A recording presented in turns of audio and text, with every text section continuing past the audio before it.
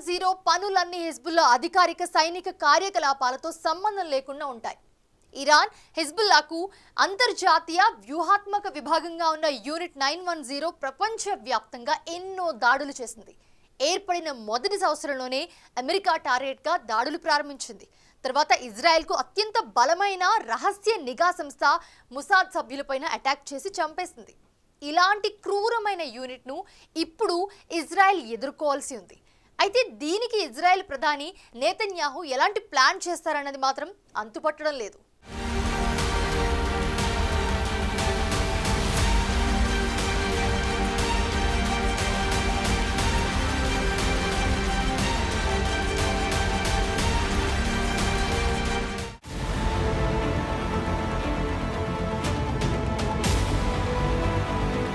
Hezbollah external security organisation గా ఉన్న unit 910కి ఉన్న మరో పేరు ఇస్లామిక్ జిహాద్ ఆర్గనైజేషన్. ఇది ప్రపంచ వ్యాప్తంగా ఉన్న తన సీక్రెట్ సెల్స్ తో ఇప్పటికే ఎన్నో నేరాలకు పాల్పడింది. లెబనాన్ వెలుపల ఉగ్రవాద దాడులను ప్లాన్ చేయటం, సమన్వయం చేయటం, అమలు చేయటంలో ఈ యూనిట్ కీలకంగా పనిచేస్తుంది. ఇప్పటి వరకు యూనిట్ 910 చేస్తున్న దాడుల్లో ప్రపంచవ్యాప్తంగా ఇజ్రాయెల్ యూద్ సంస్థలపై చేసిన 3 ప్రధాన దాడులు చాలా సంచలనంగా అయ్యాయి. వీటిలో అర్జెంటీనాలోనే 2 సంఘటనలున్నాయి. 1992లో అర్జెంటీనాలోని ఇజ్రాయెల్ రాయబార కార్యాలయంపై బాంబు దాడి. ఓ ట్రక్కులో మందుగుండు సామాగ్రి నింపి చేసిన ఈ దాడిలో 29 మంది చనిపోగా 250 మంది గాయపడ్డారు. అలాగే Argentina mutual Israel association Jewish community centre భవనంపై అలాంటి దాడినే చేశారు. ఇక్కడ 95 మంది ప్రాణాలు కోల్పోగా 300 మంది గాయపడ్డారు. హిజ్బుల్లా కమాండర్ అబ్బాస్ ముసావి హత్య తర్వాత ఈ 2 ప్రతీకార దాడులు జరిగాయి.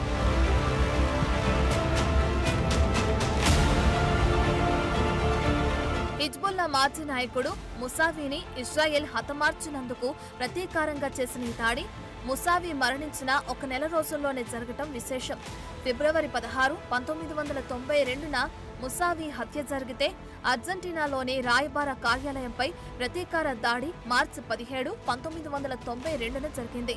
1982లో ఏర్పడిన యూనిట్ 910 లెబనాన్ రాజధాని బీరుట్లోని యుఎస్ ఎంబసీపై 1983లోనే దాడి చేసింది. 78 మంది అమెరికన్లను చంపేసింది. అదే సంవత్సరం బీరుట్లోని అమెరికా మెరైన్ కార్ప్స్ బ్యారక్స్ పై బాంబు దాడి చేసి 241 మంది అమెరికన్లను చంపింది. 1985లో ఏథెన్స్ లో ట్రాన్స్ వరల్డ్ ఎయిర్ లైన్స్ కు చెందిన ఫ్లైట్ 847 ని హైజాక్ చేసింది. 2005లో లెబనాన్ ప్రధానమంత్రిని హత్య చేసింది. తర్వాత 2012లో బల్గేరియాలోని బుర్గాస్ లో మరో ముఖ్యమైన దాడి చేసింది. ఇజ్రాయెల్ పర్యాటకులను తరలిస్తున్న బస్సుపై యూనిట్ 910 బాంబు దాడి చేసింది. ఈ బస్సులో ఇజ్రాయెల్ ముసాద్ కు చెందిన ప్రతినిధులు ఉన్నారనే కారణంతో ఈ దాడి జరిగింది. ఎలా చెప్పుకుంటూ పోతే యూనిట్ 910 అకృత్యాలకు అంతే లేదు. అమెరికా నిఘా సంస్థలు ఈ యూనిట్ ని బ్లాక్ ఆపరేషన్స్ యూనిట్ అంటారు. మరో కంటికి తెలియకుండా పని కానిచ్చేయటంలో యూనిట్ 910కు పెట్టింది పేరు.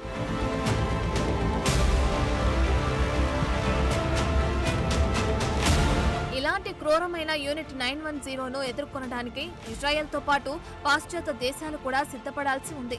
అయితే హమాస్ పై యుద్ధం ప్రకటించినప్పటి నుంచి ఇజ్రాయెల్ ప్రధాని నెతన్యాహు వ్యవహార శైలిలో అనూహ్యమైన మార్పులు కనిపిస్తూ వచ్చాయి. మొదట అమెరికా అండర్లో చేస్తున్న యుద్ధాన్ని పూర్తిగా తన చేతుల్లోకి తీసేసుకున్నాడు. ఇటీవలి కాలంలో ఇజ్రాయెల్ ప్రధాన మిత్ర దేశాలైన అమెరికా, ఫ్రాన్స్ సూచించిన 21 రోజుల కాల్పుల విరమణ ప్రతిపాదనపై చర్చించేందుకు ప్రధాని బెంజమిన్ నెతన్యాహు సిద్ధపడ్డారని చాలా మంది అనుకున్నారు.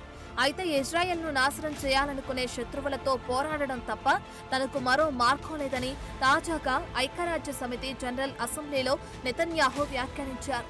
ఐరాస వేదికపై దౌత్యం గురించి కించింతైనా ప్రస్తావించలేదు.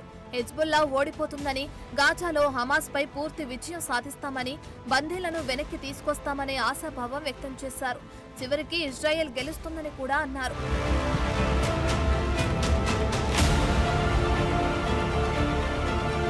ఐరాస వేదికపై నెతన్యాహు ప్రసంగం తర్వాత బీరుట్లో చేసిన భారీ దాడిలో హిజ్బుల్లా అధినాయకుడు నస్రల్లాను హతమార్చిన తర్వాత కాల్పుల విరమణ గురించి ఇజ్రాయెల్ ఆలోచించడం లేదన్న విషయం స్పష్టమైంది. శత్రువులు ఎక్కడ ఉన్నా ఇజ్రాయెల్ వారిని చంపు తీరుతుందని గతంలో నెతన్యాహు చేసిన హెచ్చరికలను నిరూపించడానికే ఈ దాడి జరిగినట్లు తెలుస్తుంది. ఎందుకంటే ఈ దాడి గురించి తమకు ముందస్తు సమాచారం కూడా లేదని అమెరికా పెంటగాన్ తెలిపింది. ఆ టైంలో నెతన్యాహు అమెరికాలో ఉండి కూడా దాడికి సంబంధించిన క్లూ కూడా ఎవ్వరికీ ఇవ్వలేదు. అంటే నెతన్యాహు ఈ యుద్ధాన్ని తమ సొంత యుద్ధంగానే పరిగణించారు. అమెరికా నుండి సైనిక ఆయుధ సహాయం పొందుతున్నప్పటికీ అమెరికా మాటను కూడా వినట్లేదు.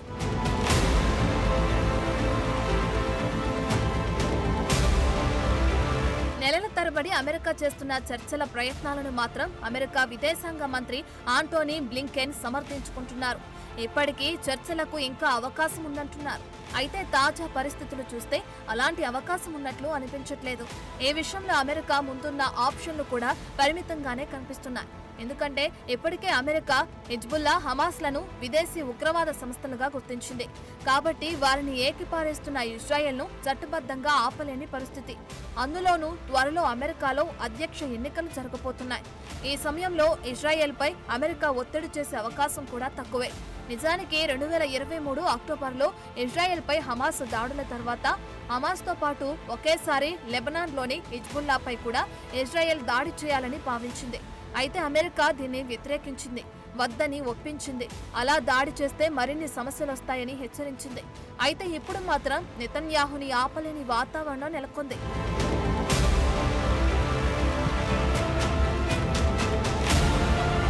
కొంతకాలంగా ఇజ్రాయెల్ సైనిక చర్యలకు సంబంధించి అమెరికా అధ్యక్షుడి సూచనలను నెతన్యాహు పట్టించుకోవడం లేదన్నది స్పష్టమైంది. అమెరికా అందించిన యుద్ధ విమానాలు, బాంబులను బీరుట్లో హిజ్బుల్లాపై దాడి చేయాలని ఇజ్రాయెల్ వాడిన తర్వాత కూడా అమెరికా ప్రేక్షక పాత్ర పోషించింది. యుద్ధంలో ఇజ్రాయెల్ రూటు మార్చి స్వతంత్ర పాలస్తీనా రాజ్యాన్ని సృష్టించడానికి అమెరికా వేసిన ప్రణాళికను నెతన్యాహు ఏమాత్రం పట్టించుకోలేదు. అయితే ఇప్పుడు అమెరికా చేతుల్లో ఏమీ లేదు. ఇక ప్రస్తుతం ఇజ్రాయెల్ ముందున్న టాస్క్ హిజ్బుల్లా తీసుకునే ప్రతీకార చర్యలను అడ్డుకోవాలి. అయితే హిజ్బుల్లా ఇజ్రాయెల్పై బలమైన క్షిపణి దాడులు ప్రారంభిస్తుందా లేదా అన్నది ఇంకా తేలలేదు.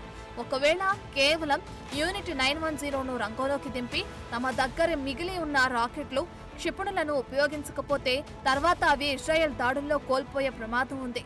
కనుక ఇరాన్ సహకారంతో హిజ్బుల్లా క్షిపణి దాడులతో పాటు యూనిట్ 910 కార్యకలాపాలను కొనసాగించే అవకాశం ఉంది. మరోవైపు ఇజ్రాయెల్ లెబనాన్లో గ్రౌండ్ ఆపరేషన్ చేయడానికి సిద్ధపడుతుంది. కానీ యూనిట్ 910ను ఎలా ఎదుర్కొంటుంది?